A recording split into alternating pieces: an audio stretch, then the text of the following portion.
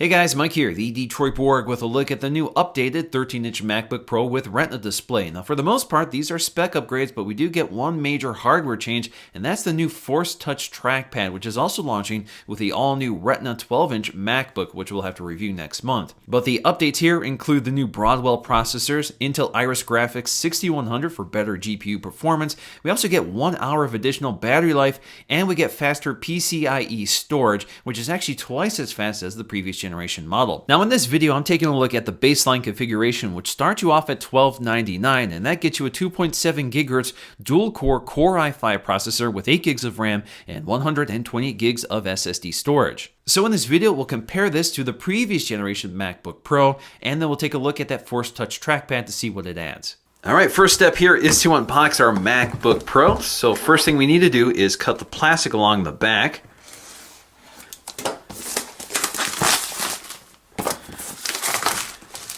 Flip it over, lift the lid. Definitely much heavier than the MacBook Airs I unboxed yesterday.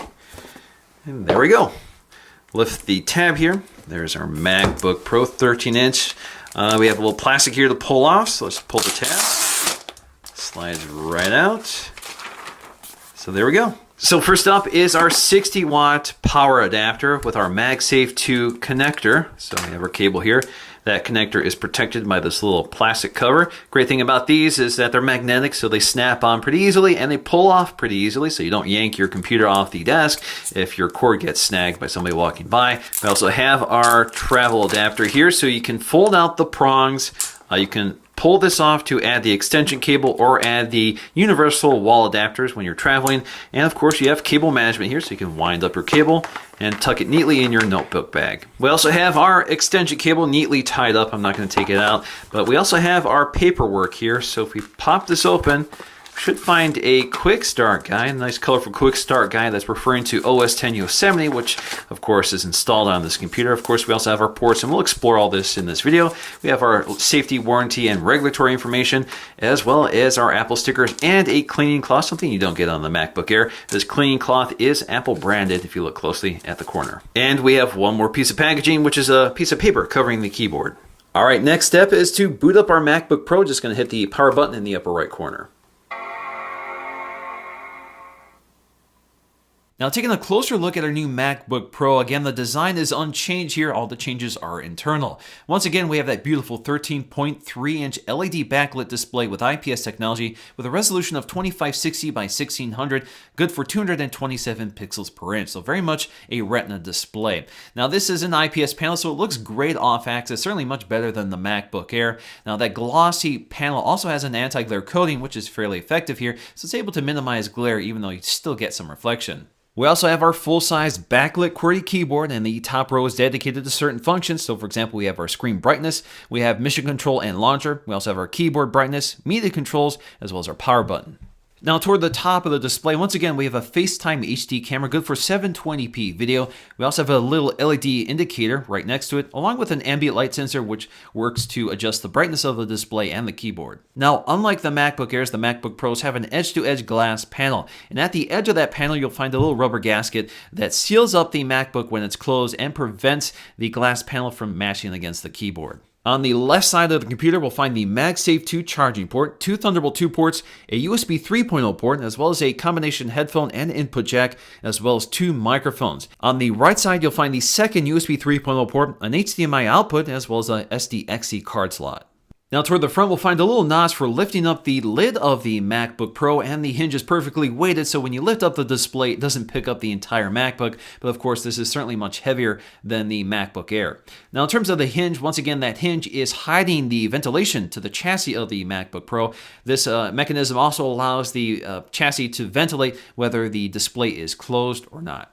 Now on the bottom of the MacBook Pro, we have a single piece of aluminum held on with pentalobular screws.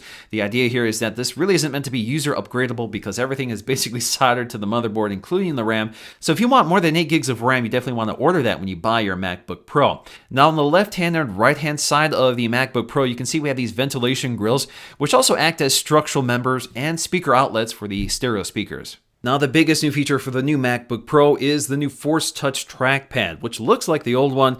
It has a nice glass surface with multi-touch gestures. The big difference here is internally. So instead of a physical clicking mechanism, instead we have this haptic engine which replicates the physical click. It also has 4 force sensors, so it can actually determine how much force you're applying to the trackpad. So this means that you get this new gesture in OS X called force clicking. Now, using this trackpad is very similar to the old one. That haptic engine actually gives you the sensation that you're actually clicking on the trackpad, and it's nearly indistinguishable. It's actually really interesting because it feels like the trackpad is moving, but it's just the haptic engine that's giving you this haptic feedback. It's really nice. Now, the great thing about this trackpad is that you have this nice even clicking across the entire trackpad. It's not stiffer toward the top like it is on the traditional trackpad. Now, force clicking happens when you press harder on the trackpad. So you get the first click and then you'll get a secondary click when you force click. Now, force clicking can be used in a number of ways. One of them is to bring up quick look. So for example, if you have a video thumbnail, just force click on it and you get a quick look of the video.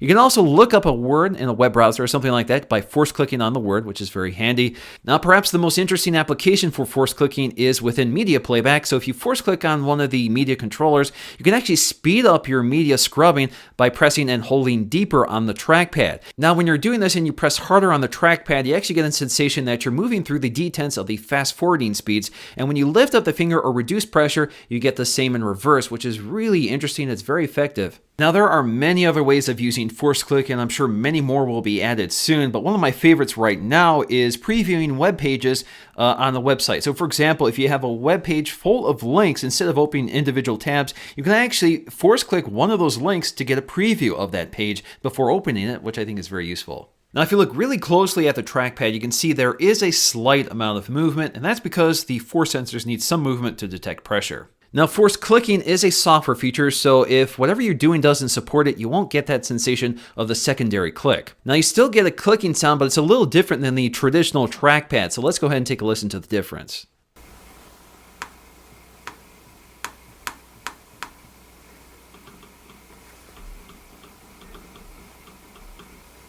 The MacBook Pro also features a set of stereo speakers, and they sound excellent. So let me go ahead and play a sample clip and compare it to the 13-inch MacBook Air.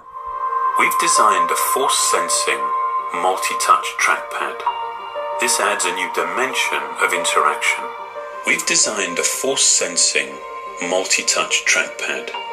This adds a new dimension of interaction. Next up, let's take a look at our Geekbench scores to see how those new CPUs perform. So we can see we score about 3331 on the single core score and 7008 on the multi-core score. And that's an improvement over my Haswell-powered MacBook Pro from last year, or from 2013. I have a late 2013. That scored about 2947 on the single core and 6299 on the multi-core. So not huge gains here, but they're gains nonetheless. Now, in terms of the speed of our SSD, we're seeing big gains here on the read speed. So we go from 730 on the last generation to 1300 on the new one. The write speed's about the same, 700 versus 700. Next up is Cinebench, which will give us an idea of the graphics performance of the new MacBook Pro. So in terms of OpenGL, we scored about 30 frames per second, and the CPU scored about 318. Now we compare this to the previous generation, which scored 22 frames per second and 220 CBs. That's a pretty big gain here, so graphics is definitely the biggest gain in terms of system performance. So in the end, the MacBook Pro Retina Display remains my favorite MacBook out there. It's the right size with the right capabilities and the right price tags. So for $1299, I think the base configuration is the perfect computer for almost everybody out there. I think it's also a great bargain in terms of its battery life as well as its performance and its great display, which is one of the best out there. And with the new update, you get better performance, better battery life, and a new and improved trackpad. So that's going to do for me in this video. Hope you enjoyed it. Thanks for watching, and I'll see you again in my next video.